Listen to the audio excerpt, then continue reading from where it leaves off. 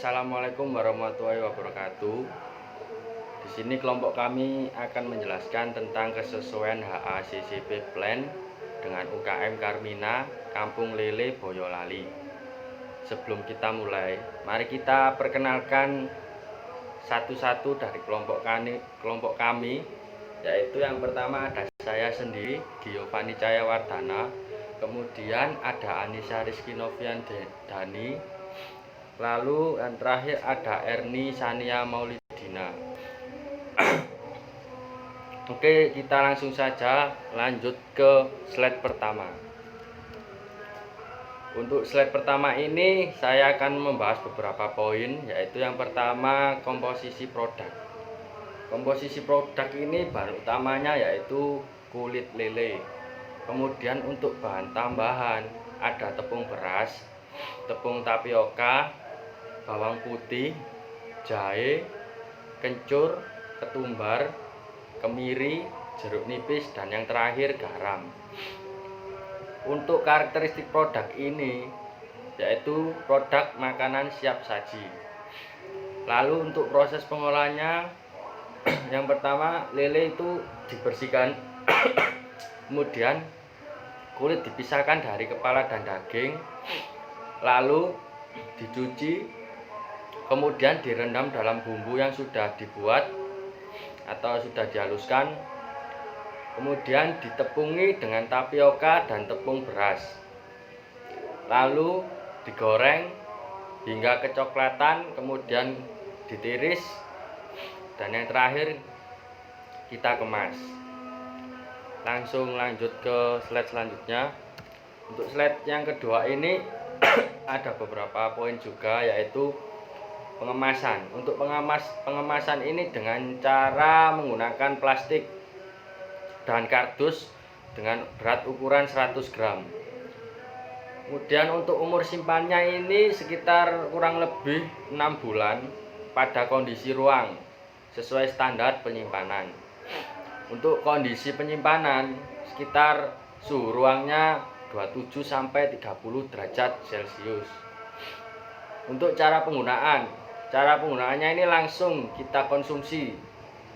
Kemudian untuk labeling, label yang tertera pada produk ini terdiri dari nama komersil atau disebut merek, nama serta alamat produsen, kemudian komposisi, lalu ada Departemen Kesehatan Republik Indonesia, lalu ada tanggal kadaluarsa, dan yang terakhir ada berat produk.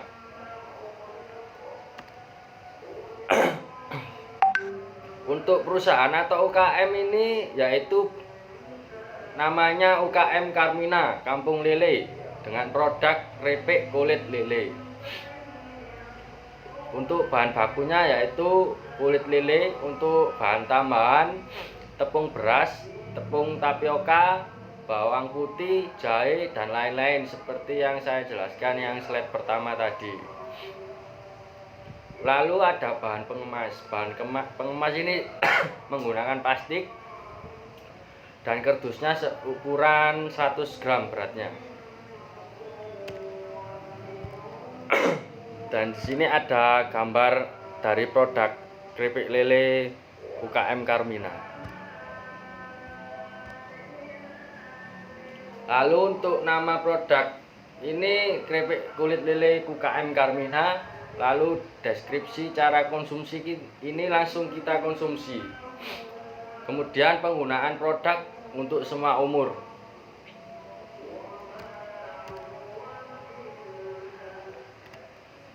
Yang ini kemudian saya akan menjelaskan tentang diagram alir proses pembuatan keripik kulit lele. Yang pertama ini kita melakukan pembersihan. Dalam pembuatan keripik kulit lele ini Carmina, pembersihan dilakukan secara manual dengan cara air bersih yang mengalir dari pipa PDAM dan dilakukan setelah lele diperoleh dari para petani lele sebelum proses pengolahan berlangsung. air yang digunakan UKM Carmina ini sudah memenuhi standar air yang bersih, tetapi masih diperlukan pengendalian mutu air agar terhindar dari kontaminasi fisik. Maaf teman-teman, saya batuk.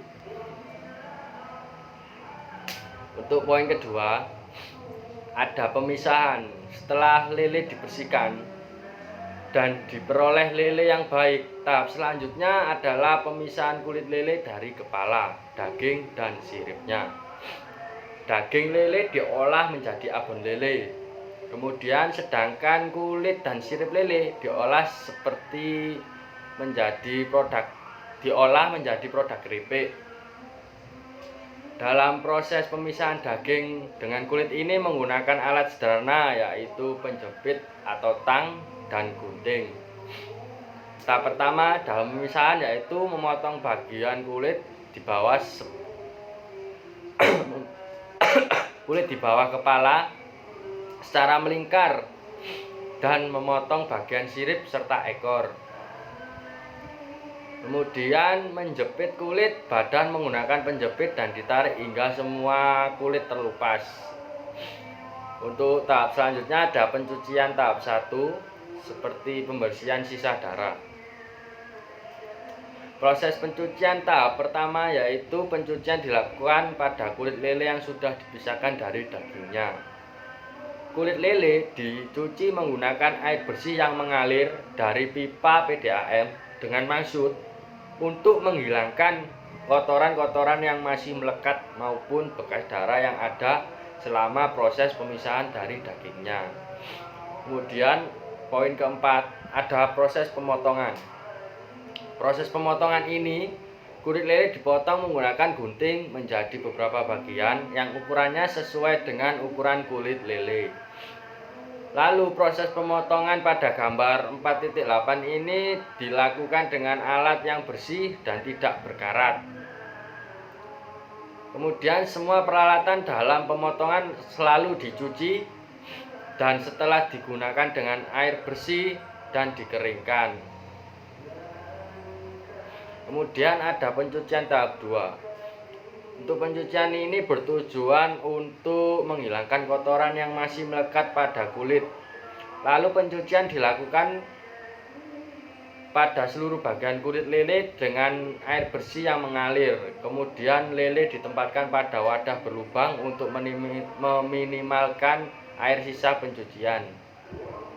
Kemudian poin yang keenam, perendaman dalam bumbu, yaitu proses perendaman dilakukan secara manual dengan tangan selama 15 menit dalam baskom plastik.